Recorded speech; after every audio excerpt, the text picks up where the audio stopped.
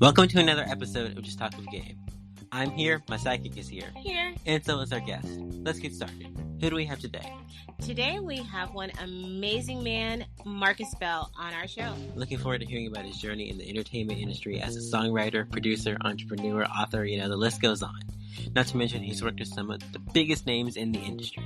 Absolutely, but before we get started with the show, we have to give a shout out to our sponsors, Fade Life Clothing and BCK Online. Fade Life Clothing is a unique clothing line out of Atlanta, Georgia, geared towards those who love intoxicating style. And BCK Online is a digital online magazine that keeps you in the know, up to date on the lives of young entertainers, entrepreneurs, rising stars, parents, and much more. All right, go grab your snacks, sit back, relax, and enjoy the show.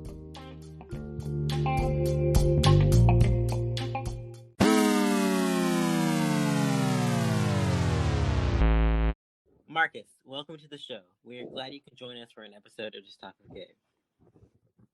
Oh, well, thanks for having me on the show. I look forward to jumping in the conversation with you. Thank you for being on, and our listeners want us to dive right in, so let's get into it. You are a music producer, a best-selling author, and among many other things. How did you get started in the music industry? Yeah, well, I got started in the music industry when I was 2 years old. So wow. I've been in entertainment practically literally my entire life. So it started off with piano, and they would sit me at the piano on top of phone books when I was 2, and I just remember sitting there and trying to figure out the notes and everything. And I had this ability to just be able to focus for long periods of time. And I think that's what we will try him piano. So they got the piano from my grandmother's house and brought it in to our house.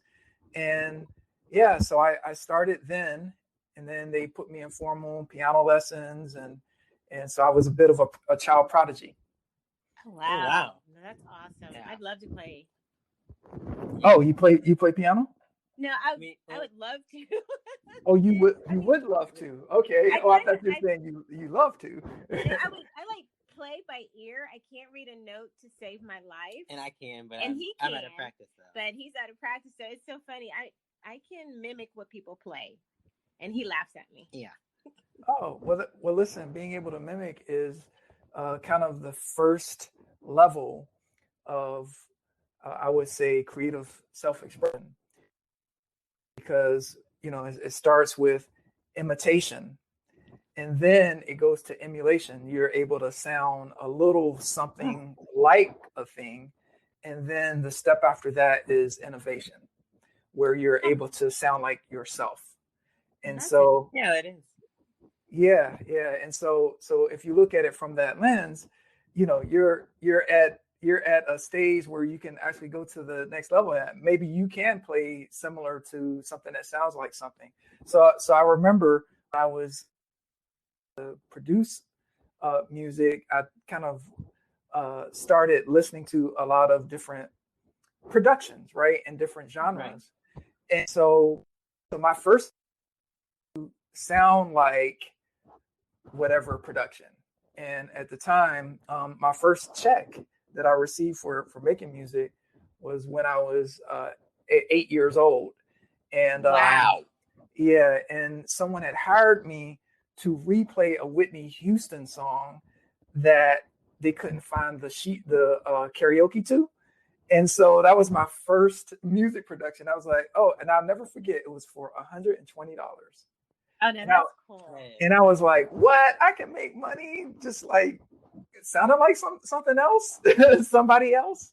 And that's awesome. Yeah. And so all that to say, if you have an ability to imitate, you can actually have a big music career. Because if you think about things like Kids Bop, I don't know if you've heard of Kids Bop. Right. That's all about imitation, right? If you listen to the music in Kids Bop, it's all, so whoever's producing that music is straight trying to imitate, whatever the hit record is. And so there are people that make their living by imitation. That's true. So see, now you may never laugh at me again. Ha. Yeah, I still will. Anyway, moving on. Tell us, who are some of your favorite artists that you've worked with? Yeah, well, I've been just so very fortunate to work with a lot of different artists. Some that even that I have not met before. Just wow. The way the collaboration can happen now. You could collaborate with someone, and I've collaborated with people in different countries and never met them in person. And so for me, because I've been in music so long, I was a church musician, like a minister of music at a church when I was 9. And so there was like all singers and churches. So I used to be playing a Presbyterian, a Baptist, a Pentecostal church, a Kojic church, a black Catholic church in New York. So I've heard a lot of voices. And then when I went to Berklee School of Music, here you have some of the best vocal talent, from different parts of the world, it's singing in different genres, right? And so over my career, I've worked with a lot of talented artists, and some of the most talented you may have never heard of, right? And because what I recognized early on and was that, wow, someone's talent versus their marketability can be two different things. Someone's recognition of, okay, wow, that's why you hear, singers, you may be, if you're a listener, you may be one of those singers that say, wow, I can sound as good as anybody on the radio, right? Or I can sound as good as anybody on Spotify. Why is it that I can't get on or make it in the music industry or be able to support myself with my music? And it all comes down, as far as I can tell, to the articulation of value, how you're able to articulate your musical value to a public, build an audience so that audience can receive that value that you have with your creativity, and recognize that it's not about your talent, it's about your ability to connect with that audience and have that audience become fans, and have that audience sing your praises, to have that audience be able to spread you, pay your way, the exchange of value that occurs not just in terms of economic exchange, but in terms of attention exchange. Well, that's pretty interesting. Actually leads into the next question. What do you hope that people would take away from music? What do I hope that people take away from my music? Yeah. Mm-hmm. Yeah. So the way I create music is through different lenses. One lens that I create music through is for my own emotional well-being, right? Right. So I can, I think about all the songs that I've written when my heart was broken, right?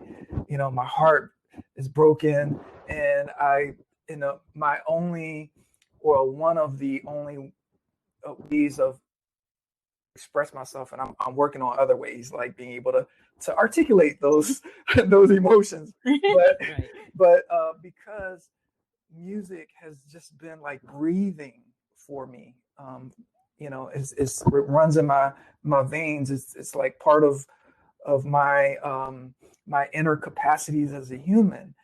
My expression of emotion happens through music, so I'm able to channel feelings that I have into the music. So that's one modality of that musical expression. And so as that relates to people getting something from that music, people may resonate with what I'm communicating musically in the lyrics or in the tone of the music or the emotions of the music, or my doing the best I can to vocally express it, right? So that's one modality.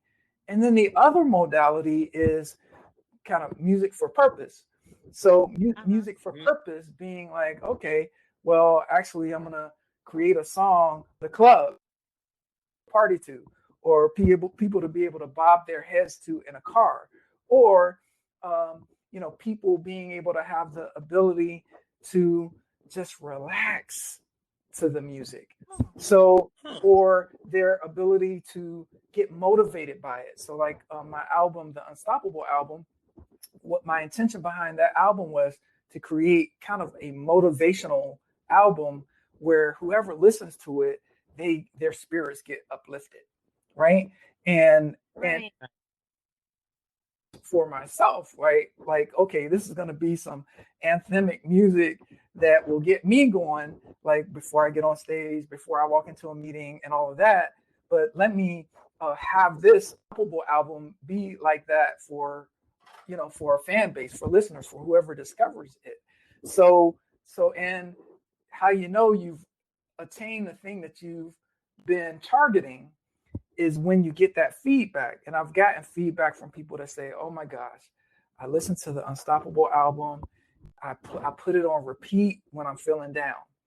I listened to the affirmation that happens in the intro. I've listened to that affirmation over and over and over again, and that's lifted my spirit. Or, right before I go into meetings, I put on I'm Unstoppable or Make It Happen, and I'm like bouncing in my car right before I walk into the office. And so that's the other modality, music purpose. And then there's like music for request. So I've been in the recording sessions with artists, and they're like, can you do something that sounds kind of like a Timbaland thing, or something that sounds kind of like DJ Mike, kind of sounds like. And I used to, because of that imitation thing that I did when I was younger, I could sound like any other producer, which is very handy when you're collaborating with other producers, right? That is right. Yeah, that's completely right. And so, absolutely, so I could sound like anybody's production, basically. Nationally, since in the U.S. right now, and so what ended up happening was I was in the studio with this well-known artist across Europe, and her manager saw how fast I worked in the studio, because I've developed this ability to be able to, create something that could go to the radio from nothing to something that's on the radio in like 4 hours. Wow. And so that's what, wow. And so he's like, I haven't seen anybody work the way you do. And it ended up being able to do what it does in a marketplace. And you would do really well in TV and film. And so I said, well, okay, I hadn't thought about that. And he's like, well, can I come by the studio tomorrow and just, sit down and do a listening session with you and maybe take some music and try and get it placed in TV and film? And I said, okay, yeah, sure. Come on by. So he came by, he stopped at 100. You know what? I'm going to stop listening right now with these 100 songs. Oh, wow. 100 songs. That's in 4 hours? Well, he stopped at 100. Well, I didn't do 100 songs in 4 hours, but he came by the studio and listened to, he was listening to my catalog and with the aim of pitching the music for TV and film. So he did do that. And he got my music placed in a bunch of TV shows and so forth. And then he ended up out of a major television network and reaching back out to me and saying, hey, do you want to do a network deal? And that threw me into the TV and film world. So I've had music on Empire and, a whole bunch of different TV shows. 100 or a couple TV shows. And so That's amazing. so that started me along the pathway of, I have all these friends of mine that are talented, some that were signed to major record labels, some that are out of their deals, were signed to major publishing companies, they're out of their deals and so forth. And now I have this connection to me and networks and production companies. Let me create a company to support artists in getting their music heard and placed. And so, and that's when I discovered that other modality.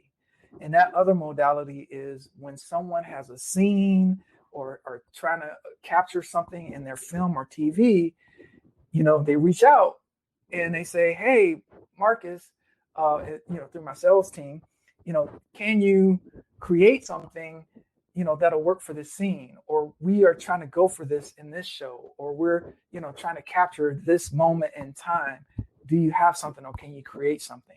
And that's the other modality, being able to create for an environment, to create for an emotion in a scene, an emotion in a film, capture that moment, to set the backdrop and the tone for people to experience from an entertainment level. That's amazing. I mean, I know in our intro, we say that you're kind of a jack of all trades. And you really are. And you really are. Yeah. I mean, you seem like you do it all. And then in addition to what you're doing in your music with your music company, you're also a best-selling author. You have a book out, the Belle Rayner Branding Bible, which hit #1 on Amazon. And that's incredible. Yeah. Tell us about your book. So that book actually was the work that I did with my mother, who was my co-author on that book. And so I'll just give a little backdrop. So my mother was champion and played in the U.S. Open, and so she was one of the first she was one of the first African American women to be in whites only tournaments back in the 60s. And so she toured the country with the famous tennis player Arthur. She was a civil rights activist, but she was also an incredible writer. So she wrote a book. She had a newspaper called Spiritual Times back in Virginia, and she would write grants. She just had this gift of being able to write, which I learned a lot from her. So, there would be like words in the bathroom on the mirror, and so expanding my vocabulary, like she really. And so I recognized that there was a missing in the marketplace, just based on my working with various artists over the years, where there would be things that they would not know about how to put themselves together, right? And put together and how to think about their music from a branding standpoint, from a marketing standpoint, and not only that, these other standpoints. So we had started working on a bigger book that would be the book for recording artists, right? And so we had been working on that for about 5 years, and we would speak every single week, and she would basically interview me and get my opinion on different things. And as I was experiencing things in the marketplace, from doing licensing deals across the world with different companies, to having to tour and go on stage in front of 40,000 people, to being in a studio with Buddhist monks, to Bhangra artists from India, to like all of that, all these different experiences. And I connected with this artist who is my business partner on a book publishing company, and she said, "Marcus, you got to put a book out like now." I was like, "Okay, well, it's not the main thing." So what we did was we took a chapter out of that bigger book, which is the Branding Bible book. Okay, and so really. Okay. It's a chapter. I was like, okay, well, actually, this probably makes sense for it to be kind of like a bite size that has a lot of value and has inside of it nested some things that will really help a recording artist really make it happen in their lives. So it's not just a book on branding; it's a transformational, a personal transformational book. And so what ended up happening, so that business partner, her name is Shalita Burke, and that book is one of the first books that has been able to be made available on the blockchain. About this much, but as an African American book publishing company, to have the first book that can be bought on a blockchain is like a huge thing, right? And so this was, a couple of years ago, and so that actually holds a lot of personal value because it's my mother passed away, and a couple of years ago, and that book went number one. Yeah. And she was able to experience that before she passed, right? No, that's awesome. That's Yeah, great. that She is was great. able to experience that with you. Mhm. You guys got a chance to celebrate that together. Absolutely. Yeah. And so that book, and what I'll say, because I believe in specialization. So Mhm. that master of many things. Um, there's a term for that, and that's polymath. So I'm a polymath, and a polymath is someone that is able to excel in different disciplines. And I didn't have this term, until some years back. That okay, that's what that is. But usually, what happens is someone excels first in one area. So for me, that was music, right? Mhm. And from a prodigy background. Right. But what happens with music is so transferable things, right? And so the principles of harmony, the principles of how to use silence, how to listen when you're in a group situation, that can apply to leadership, that can apply to business, to just the mechanics of music, have transferable capacities and skills and distinctions that can be transferred to other disciplines. Music is math, right? So, That's Yeah, true. that's right, true. music It's is math, mathematical. music is place, music is time, space, music is interaction. So there are all these different aspects that music holds and captures that can be moved over into other things. And then from a business standpoint, because I started my first company when I started a record label then. Oh my God, that's Wow. cool. Yeah, and that's so cool. I've been a student of entrepreneurship, and fortunately I had some mentors and so forth to guide my path. And I constantly am looking for with specialized knowledge in different areas that are of interest. And I really believe that every artist, every person, I mean, forget artists, every human being uh, could really benefit from mentors that are Mm-hmm. Yeah. expert in particular things. So whether that's a That's true. relationship, Sure. right?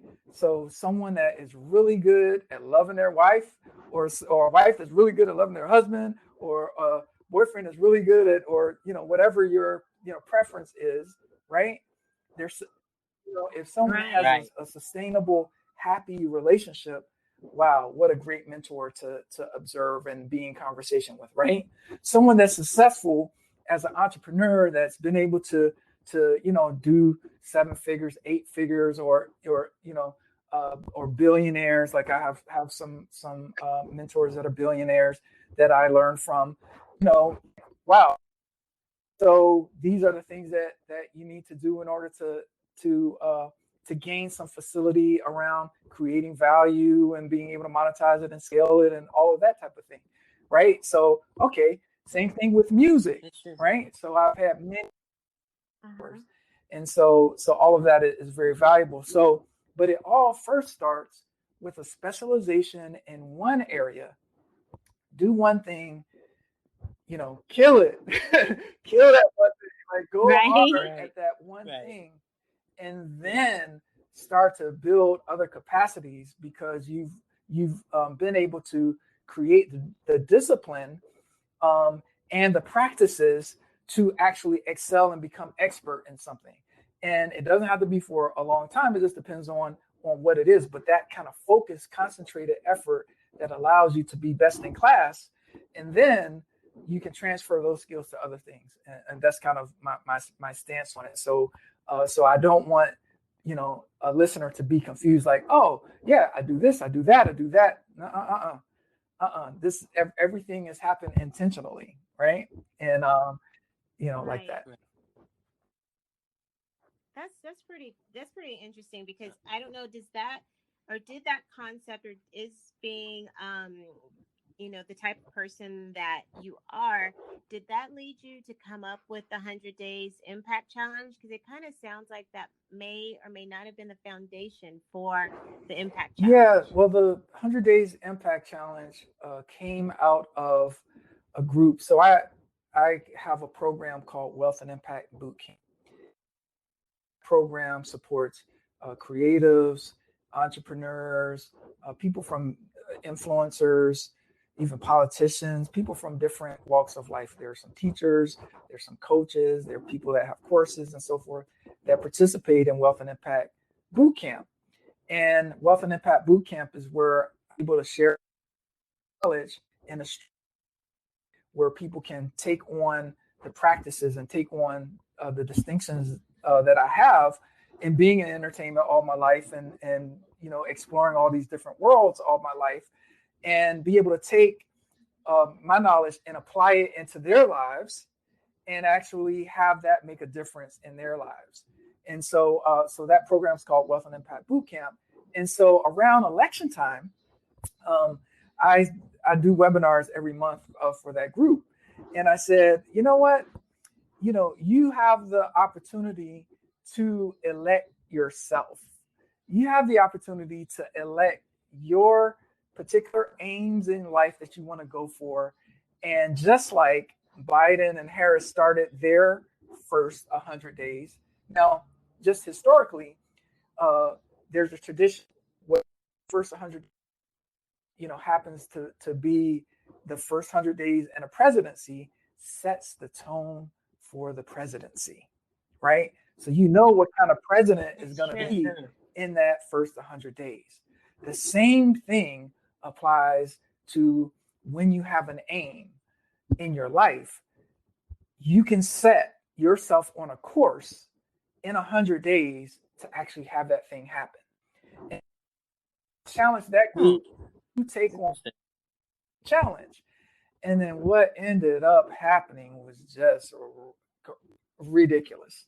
So a month later, I said, so how's it going? And one woman came on and said, hey, I took on trying to lose 20 pounds. I've already lost 8 pounds and I have Lyme disease. And my health has gotten better because of it. Another person Wow. came on and said, Marcus, I can't even recognize myself. I basically have raised money. I've never raised money before. I raised thousands of dollars, and next week I'm flying to Haiti, and there's kids and engineers waiting for me in Haiti for me to bring this money to help do a project in Haiti, a nonprofit project. Another person came on and said, Marcus, I stopped gigging. His name is Wolf, and he's like, COVID hit me really hard because I was, just making my money off of gigging, and then that shut down, and I haven't been playing, and so I took on going live on Facebook. Now, since he had been in that program and doing those practices, he has like 13,000 people following him. He's been doing performing his songs every single day, and I was just like, you know what? this is something that the public needs to have access to.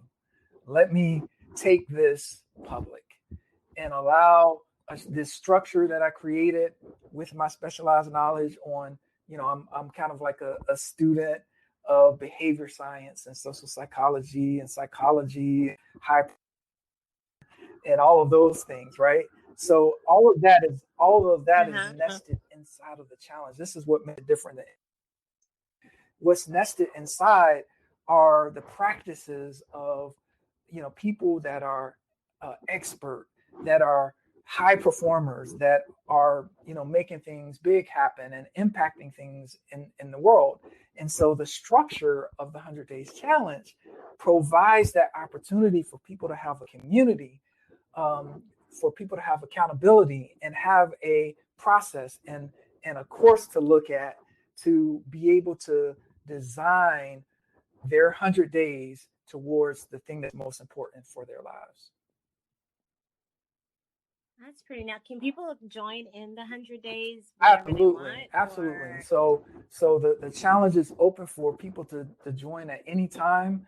All they have to do is go to 100 Days 2021, and they can register for the challenge. And then there's an inner circle that I created where I bring in professional athletes. So last week we had an Olympian, a guy who was in the Olympics. I know a few Olympians. He came in and spoke. It was phenomenal. We had a woman that became independent, in her late 20s, and she's now in her 50s, and she came in and spoke about, wealth. And before that, her name is Alicia Holmes. Dr. Kira Gott, who is a TED Fellow and a Wikipedian. She came and did a talk habits. So it's an opportunity also for me to bring in friends and artists and people of these different disciplines, been able to hang with and learn from, and also give that in the 100 Days Inner Circle. Right. That's pretty cool. So in addition to all that you do, you're also an activist. So what social impact causes are near and dear to you? Whew. Well, many things. When I'm here in LA, when I go to downtown, when I go to certain areas in LA, my heart gets broken all the time, just from homelessness, like seeing the homelessness. My heart gets when I see people in pain, when I see people struggling with, whether it's depression or struggling, or like there are so many different things. But one of the things that I'm kind of at work on, issues of racism, the isms.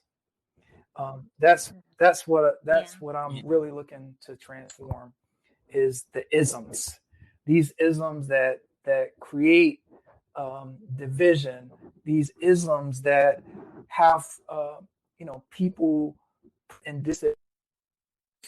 So if I could use the breadth and depth of my relationships and knowledge and access to specialized knowledge towards something, say that, ending racism.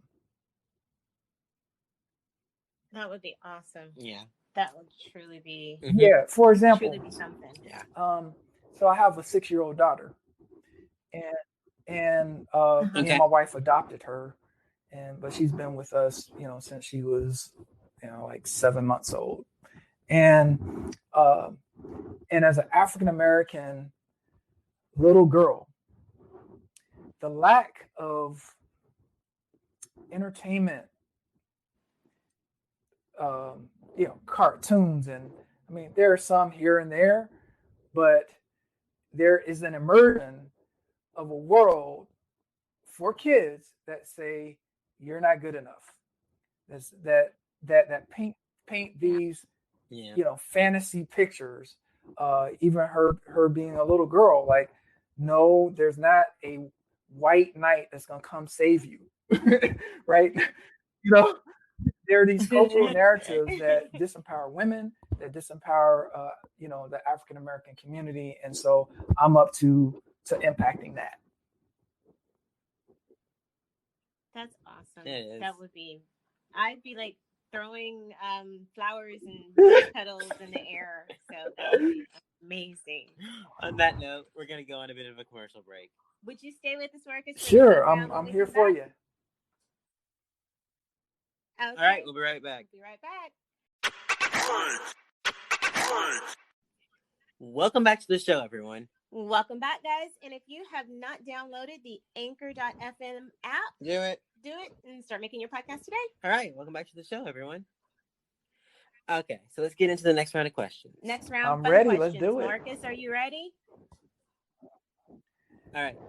What is your My favorite? favorite city is definitely LA, because it reminds me of Virginia, because I grew up in the Virginia area, like around the Virginia Beach area. I could drive to the beach, but it's Virginia like in some ways, mixed with an entertainment industry, right? The capital industry, mixed with, I could go an hour and a half or 2 hours away and be in snow or be in the mountains. And so I love that aspect of LA, as well as, just there's so many different communities and pockets of activity in it that I'm definitely, I feel. So that's my favorite. I am in my favorite city. Oh, that's awesome. What is the craziest, most daring Gosh, thing you've ever done? the craziest, most daring thing was dating 6 women at the same time. What?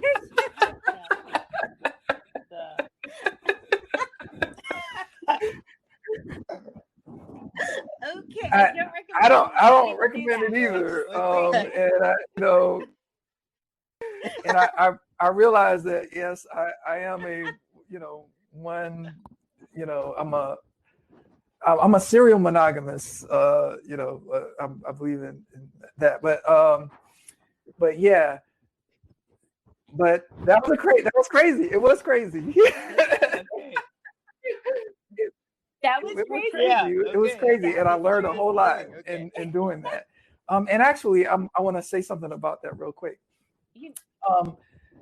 Where that came from, I was just out of a long-term relationship that I've been in for like 5 years, and I just arrived to New York, and I was reading this book, and I think it was Neil, or some other relationship-oriented book, and it said, reach out to get yourself over fear of approaching people and so forth. Find the most attractive person, of the opposite sex or whatever, and try and get their number. And so I was like, oh wow. I mean, I've never done that before. I'm out of a relationship. Well, let me just go try that, right? I'm in New York. and so I would be in an environment where, it would be like a lot of people and so forth. And I, there was like, I'll never forget, I was on the train and there was a supermodel that entered the train. And I saw her everybody saw her come in, right? Even though she was trying to hide out, right? So she had positioned herself kind of, face her, like trying to hide out. And because I'm I've been in music for so long, I knew what she was doing. She was just trying to okay, don't mess with me, that kind of thing. So I went over to her. I was like, oh, I just started talking so forth. Ended up sitting down together, and And so I would just on the regular do things like that. And I ended up dating like, 6 and, really fantastic women. And then I stopped doing that. Yeah. Yeah. I mean, you win the cake. That is the Yeah. We are going to read Yeah. the best answer ever. Well, thanks. Okay. All right. What would your personal theme Oh. song be? It would be Unstoppable. I would, yeah. On the Unstoppable album, like the title song, that would be my theme song. That's cool. If you can only take 5 things to a desert island. Only 5 things.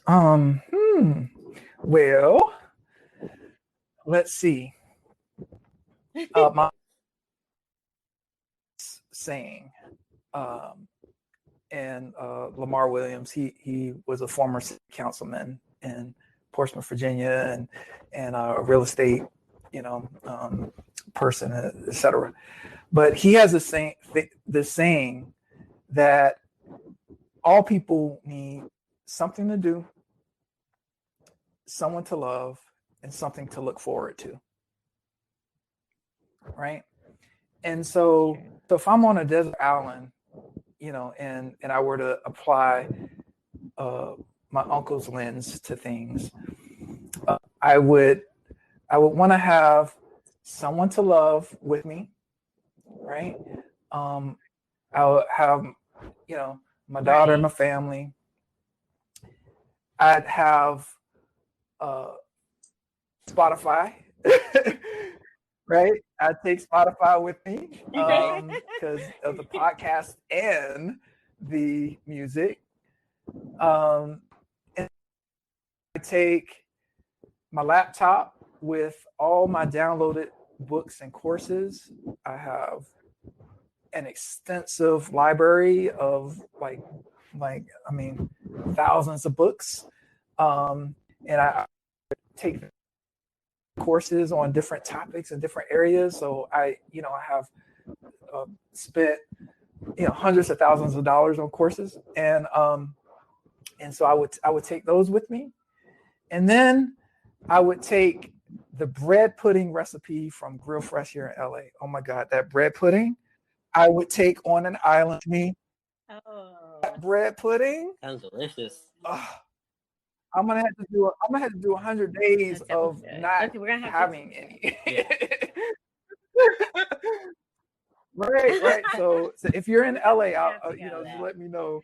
Hit me up and we'll go and get some. I'll introduce you to Grill Fresh's bread pudding. How about that?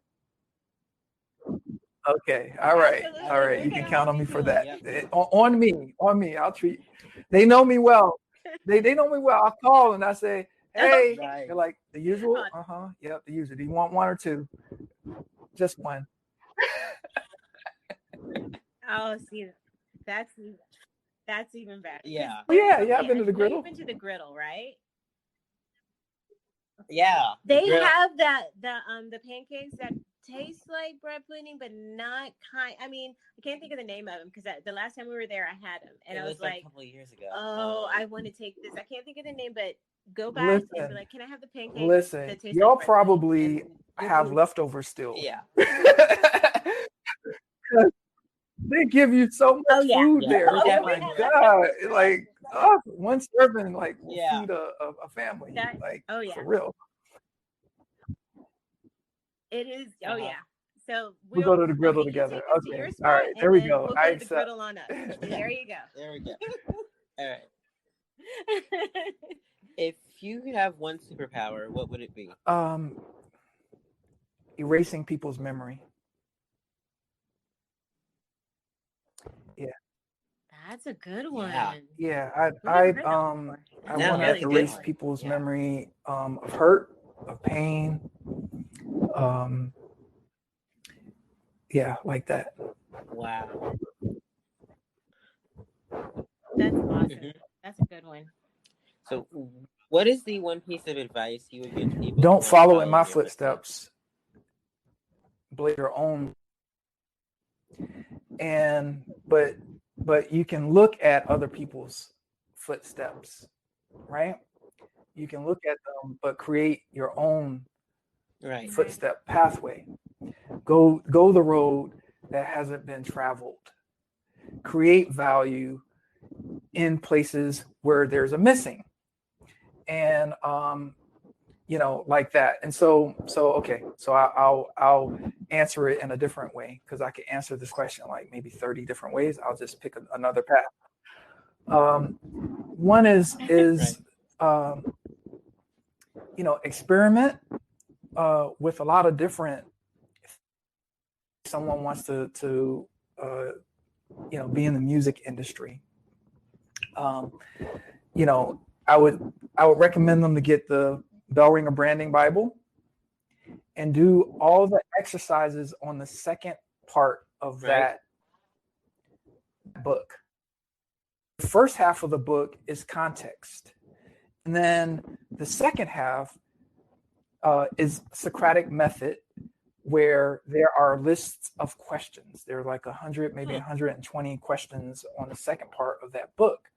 And if you answer those questions, then you will be able to pathway.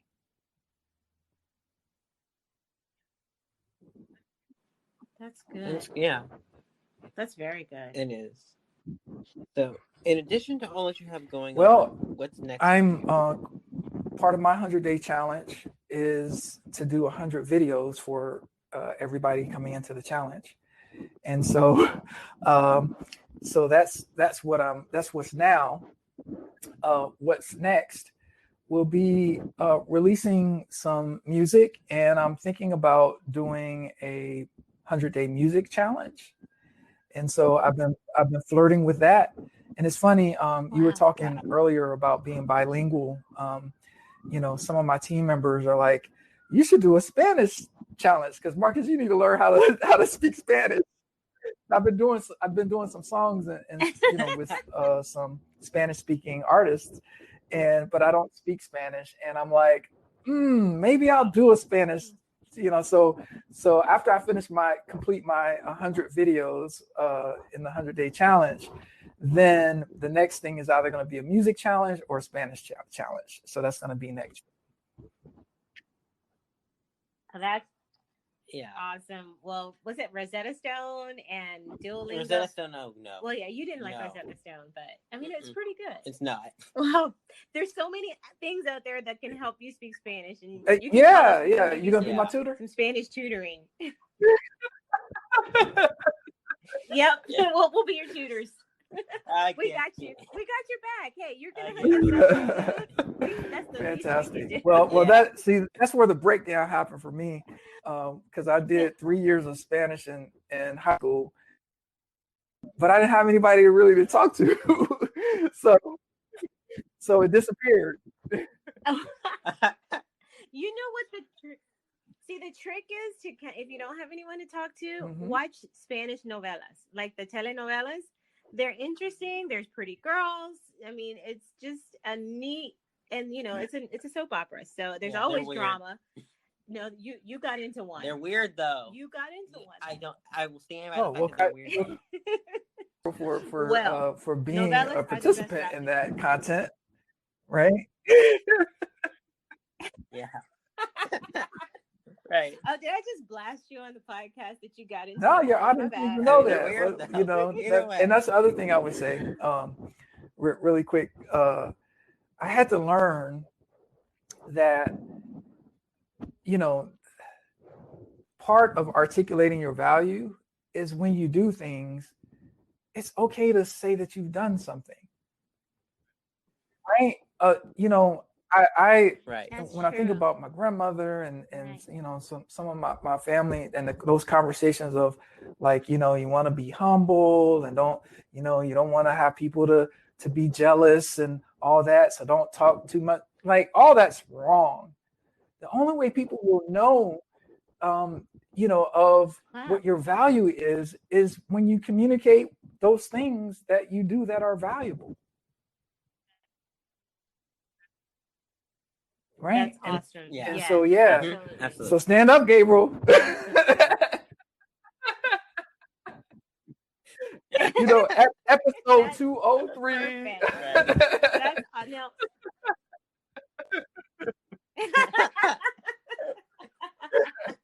Yeah, we're gonna have you come back for part 2. All right. In addition, I'm sorry, Gabriel just asked you that. What is the one thing that you want our audience to know about you?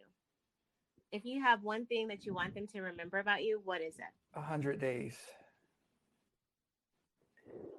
Do 100 days and make an impact in your life and other people's lives.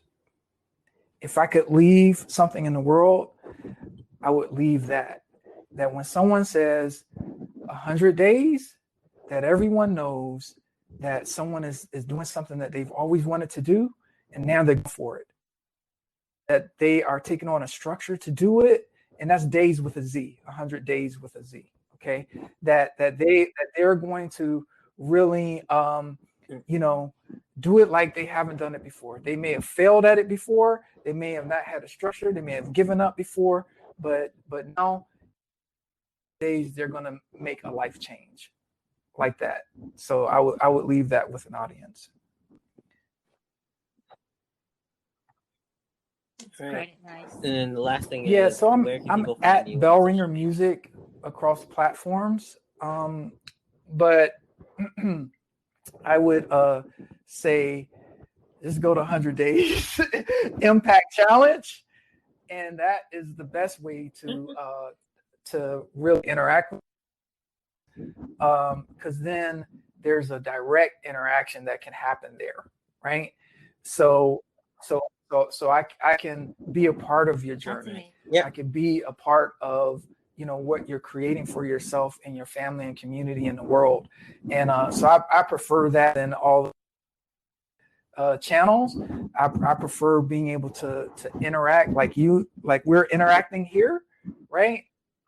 Having that opportunity with the public is something that that's important to me. So like that.